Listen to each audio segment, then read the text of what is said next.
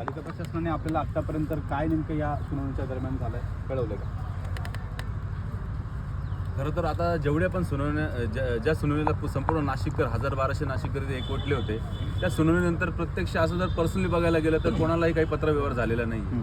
काल आम्हाला आमच्या काही पर्यावरणवादी मित्रांनी सांगितलं की आम्हाला असं नोटिफिकेशन आलेलं आहे आणि त्या नोटिफिकेशनला आपल्याला जायचं आहे का. तर त्या संदर्भात आमची एक भूमिका आत्ताच आम्ही डिक्लेअर केलेली आहे की आम्ही सुनावणीला अजिबात जाणार नाही. म्हणजे जी सुनावणी नाही आहे ती आम्हाला त्याचे इन्व्हिटेशन दिलेलं आहे, परंतु हे कुठल्या घटनेत लिहिलेलं आहे असं की इन्व्हिटेशन. पहिली गोष्ट तुम्ही बघा की 1975चा जो काही वृक्ष कायदा झाला, त्या वृक्ष कायद्यामध्ये ज्या काही नियम दिलेले आहेत त्या नियमावलीला कुठेही जुमानलं जात नाही आहे. सुनावणी झाली, देशामध्ये अशी पहिली सुनावणी असेल की जी सर्वेक्षणावरती झालेली आहे. सर्वेक्षणाच्या निष्कर्षावरती हरकती घेतल्या जातात, त्याच्यानंतर सुनावणी होते. आणि सगळ्यात महत्त्वाची गोष्ट की अजूनही डॉकेट महानगरपालिकेने ऑनलाईन टाकलेलं नाही.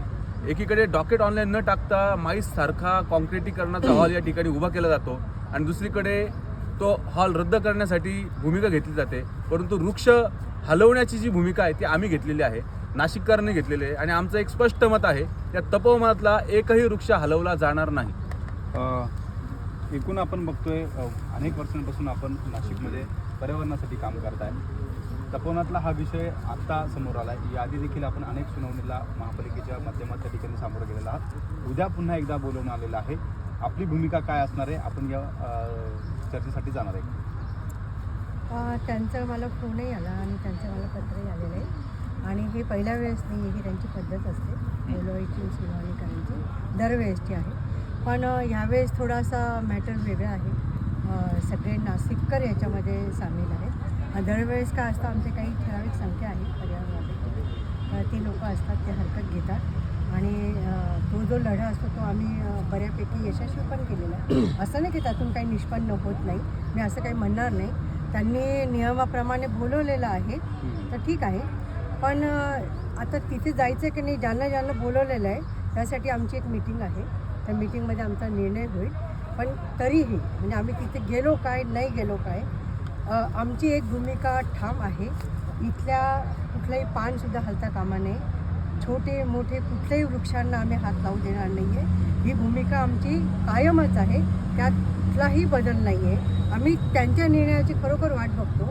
मलाही असं वाटत होतं की त्यांनी म्हणजे ज्या पद्धतीने आम्हाला सगळ्यांना सुनावणीला बोलवलं, नाशिककर आणि सगळ्यांना, तर त्यांनी एक निर्णय जाहीर करून द्यावा का हे आम्ही रद्द केलेलं आहे म्हणून. हे माई साहेबचं जे त्यांनी प्रकरण जे केलं आहे ते मला वाटत नाही का ते निकाली निघालेलं आहे. ते स्थगितीकरण आहे. स्थगितीचा अर्थ असा असतो का ते तुम्ही ह्या वेळेपर्यंत, म्हणजे मला असं वाटतं का नाही तेच होल्डच आहे. तर त्याचं म्हणजे कसं आहे की इलेक्शन आहे, इलेक्शननंतर पुन्हा हे ते तुमच्या पोतडीतून बाहेर काढू शकतात. त्यामुळे त्यांनी आम्हाला हे कुठलं आणि लेखी पण दिलेलं नाही आहे. आम्हाला लेखी पाहिजे. ते जे आहे माईस हब जे आहे ते इथे होऊ नये आम्ही म्हटलेलो आहे. नाशिकमध्ये होऊ नये असं कधीही कुठेही म्हटलेलं नाही. कुंभमेळा पण होऊ नये असं आम्ही कुठेही म्हटलेलं नाही. कुंभमेळा आम्हाला हवा आहे, तो साधुग्राममध्ये तुम्हाला करायचा करा, इथेही तुम्ही करू शकता. आम्ही असं म्हणत नाही इथे करू नका म्हणून. पण ह्या ज्या सगळ्या एकूण एक फांद्या, छोट्या मोठे झाड सगळे हे वाचवून तुम्हाला तंबू टाकता येतात. तज्ज्ञ बोलवा तुम्ही त्याच्यातून. तुम्ही का अट्टाहास करता? ते तुमचा हा जो अट्टाहास आहे का इथला इथे, मग तुम्हाला इथे झाडं तोडायचीच आहे. म्हणजे त्यांनी काय केलं, माईसाहेब तुम्ही स्थगितीकरण केलं, ते रद्द केलेलं नाही आहे. ते रद्द जे म्हणत असतील ते कुठल्याही याच्यामध्ये लेखी स्वरूपात असं काही नाही आहे. ते त्यांनी हलवावं, इथून दुसरीकडे नक्की करावं. पण इथला एकही वृक्ष तोडता कामा नये ही आमची भूमिका. तिथे बोलवलं तरी आहे, इथे बोलवलं तरी आहे. पण आम्ही ही सगळं तिथे जायचं की नाही, ज्यांना लेटर आलेले आहेत त्यांची एक मीटिंग होईल आणि आम्ही त्याच्यात निर्णय करू. आपली भूमिका काय असणार आहे? एकूण आपण अनेक दिवसांपासून लढा देत आहे. झाडं शहरभरात काही ठिकाणी विकासाच्या मुद्द्यावर तोडली जात आहे, त्यासाठी देखील आपण लढतोय.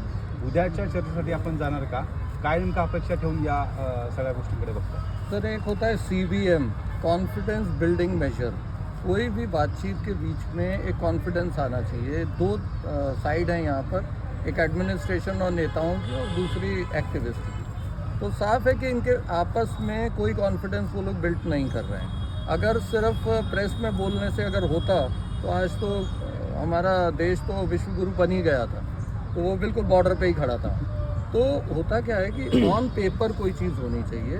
क्योंकि विश्वास, आपको मालूम है, आप किसी से भी पूछोगे नेताओं पे कौन विश्वास करता है, और जिस तरीके का एडमिनिस्ट्रेशन नासिक में मिस्टर भदाने के नेतृत्व में, उसके ऊपर तो आपने खड्डे देखे होंगे, बढ़ के खड्डे 2-2 फीट पे कर दिए, तो भदाने साहब पे तो कौन ही विश्वास करेगा। 70,000 पेड़ जिन्होंने लगा दिए ऑन पेपर, और उसका कोई RTI में आंसर नहीं, कुछ नहीं। तो यहाँ पर कॉन्फिडेंस ही नहीं है किसी को किसी के ऊपर। जो मीटिंग में जाने का या नहीं जाने का वो हम लोग ठहराएंगे, क्या होगा वो आज शाम तक या डिसाइड करेंगे कि जाना है या नहीं जाना। लेकिन ये चीज़ फिक्स है, मीटिंग में जाएं ना जाएं, कहीं पर भी बात करें, कुछ भी हो, पेड़ तपोवन का एक भी नहीं कटेगा, ये तो फिक्स है। ये चीज़ फिक्स है, भले ही मीटिंग हो ना हो, भदाने जी रहें ना रहें, गिरीश महाजन सर यहाँ पर आके डिक्लेअर करें या ना डिक्लेअर करें, उससे कोई फर्क नहीं पडता, पेड़ नहीं कटना चाहिए। नक्कीच आपण बघतोय खरं तर अनेक दिवसांपासून खरं तर पहिल्या दिवसांपासून